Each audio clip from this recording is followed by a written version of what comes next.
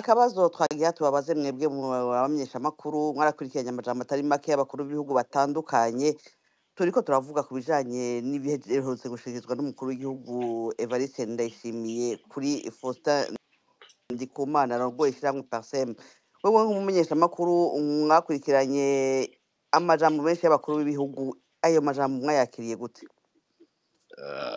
Ayo majambo nayakiriye nk'amajambo adasanzwe kubera abakuru b'ibihugu bose barafise style yako, barafise uburyo bavuga.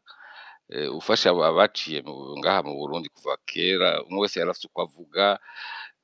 Kuva muri iyi myaka ya nyuma vyarahindutse kubera kenshi kubera bavuga ngo begereye abenegihugu, barafise ukuntu bavuga, bagomba kuvuga ngo nk'abenegihugu, bagaca kenshi bavuga amajambo batariye umunwa badudurirako, ariko ivyo numvise mu misi iheze vyararenze kubera vyasa n'ibitutsi. Umukuru w'igihugu yarirekuye aravuga amajambo yo kwinjirira Faustin Ndikumana ku buzima bwiwe, ibintu birenze urugero tutamenyereye mu Burundi, mbere no mu bindi bihugu tutamenyereye kumva na umukuru w'igihugu. Ariko jewe cane cane ico nagomba kuvuga ko nico kibazo mwari muhejeje kubaza Madame Eulalie Niyibizi cerekeye abamenyesha ngo hariho abavugizi. Mu Burundi nta bavugizi bariho. Muraraba neza haraciye imyaka atabavugizi muri CNDD-FDD no muri leta yo mu Burundi. Uravye neza abavugizi bamaze kuronka, urashobora kumwagiriza ibintu vyinshi nka Willy Nyamitwe, amakosa yoba afise ku bindi bihande, ibintu yakoranye na SNL cyangwa n'ibiki, ariko ntushobora guhakana ko yari umuvugizi w'ukuri kubera uri umumenyeshamakuru uwo ari we wese agukunda canke atakugukunda, umuhamagaye isaha ariyo yose yarakwishura kandi akaguha inyishu ku kibazo umubajije atarinze kuja kubaza. Uyu wamusubiriye Karegwa nawe yaragerageza, yari umuvugizi kubera Karegwa naho umukuru w'igihugu ashobora gutuka abamenyeshamakuru canke we barakwirukanye batakigushaka mu Burundi, Karegwa aramuhamagara akakwishura akaguha inyishu ijanye n'ubu.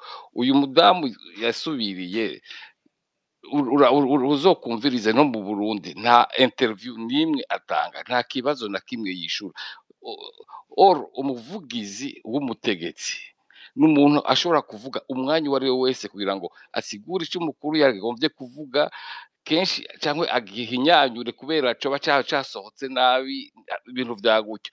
Ubu rero nta muvugizi n'umwe ariho ari muri leta, ari abashikiranganji bose abavugizi nta n'umwe avuga keretse ca kiganiro cabo bagira rimwe mu mezi 3. Uraraba no mu maradiyo yo mu Burundi no muri RTNB uzopfa mubise uvuga keretse iyo ariko aratanga leta shasha. Urumva ico ni kibazo, ni ukuvuga wa mutegetsi niwe arinda kuvuga.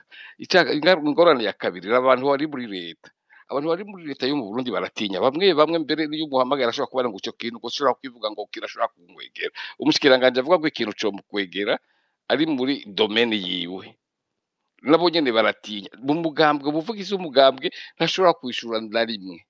Ahantu hose n'ubwoba kubera iki? Kubera ningene systeme yabo yubatse, umutegetsi n'umwe ari hejuru, abandi bose baratinya, mvuze ikintu kirashobora kuntwara umutwe.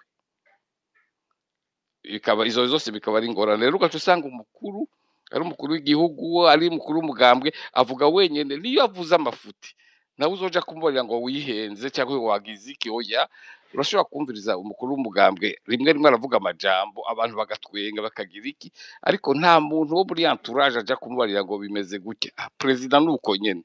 Rero ivyo vyose bica bituma bibatera ikibazo kubera avuga akabona bakomya amashi, yama yibaza ngo avuga neza.